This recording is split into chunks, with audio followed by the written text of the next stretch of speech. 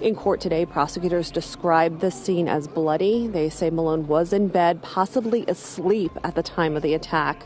They also said children were home at the time Malone was killed. I was talking to neighbors as well as to family, and they tell me that the two actually lived here together, possibly, had kids together. But again, I was speaking to the victim's father, who was here earlier today, and he said, as you can imagine at this point, they're just not ready to say much more. Imagine being attacked in your sleep, inside your own home, in the place where you're supposed to feel the safest.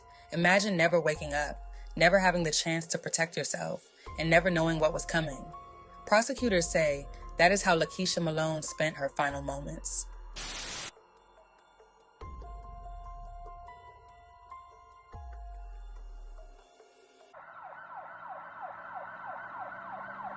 Lakesha Malone was a 36-year-old mother, known as Keisha to the people who loved her. She was raising 2 children, and they were the center of her world. Everything she did was tied to making sure they were cared for and safe. She stayed connected to her family and played an important role in their lives. She was not a headline or a statistic. She was a mother, a daughter, and someone her family depended on. On December 30th, just days after Christmas, police were called to a home on the 1800 block of Hewitt Avenue in the Evanston neighborhood of Cincinnati. The call came in shortly before 3 in the afternoon and was first described as a report of a suspicious death. At that moment, little was known about what had happened inside the home. When officers arrived, they found Lakesha inside the house suffering from severe blunt force injuries. Emergency responders were called to the scene, but despite their efforts, she was pronounced dead inside the residence. It quickly became clear to investigators that Lakesha's life had been taken in a violent way. Prosecutors later told the court that Lakesha was found in bed and was likely asleep when the attack began. They said she was beaten to death with a piece of wood that had been made into a homemade club.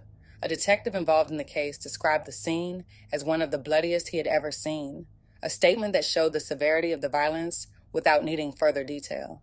Prosecutors also confirmed that children were inside the home at the time of the attack. While authorities have not shared what the children may have seen or heard, the fact that they were present has been one of the most painful parts of this case for the community to process.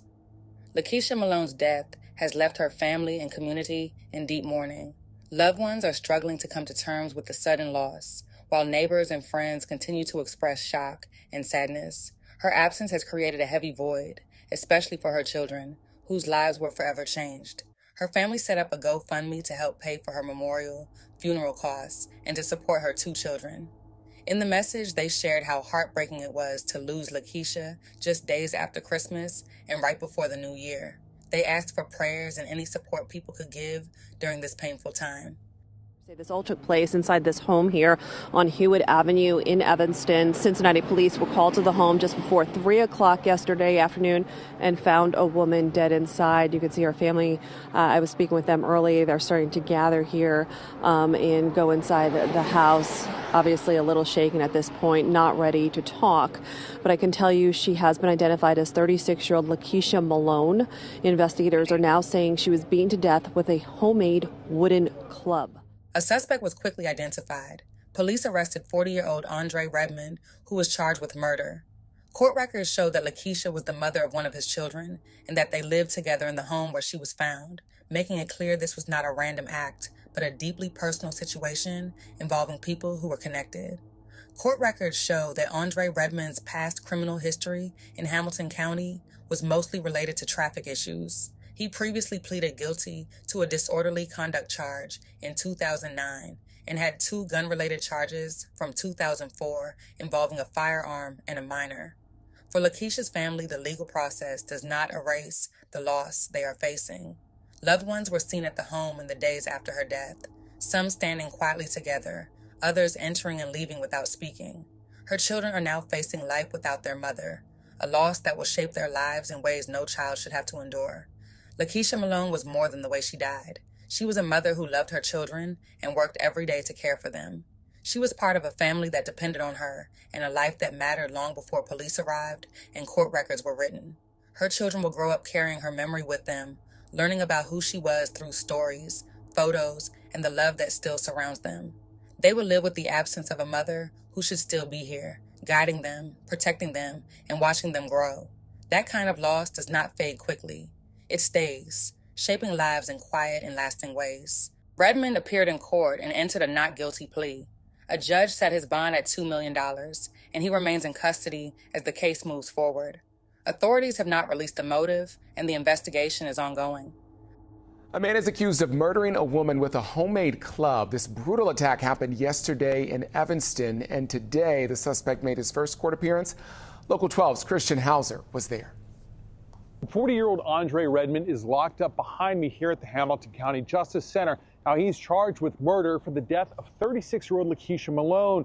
Right now, it's not clear what, if any, relationship they may have had before this alleged attack.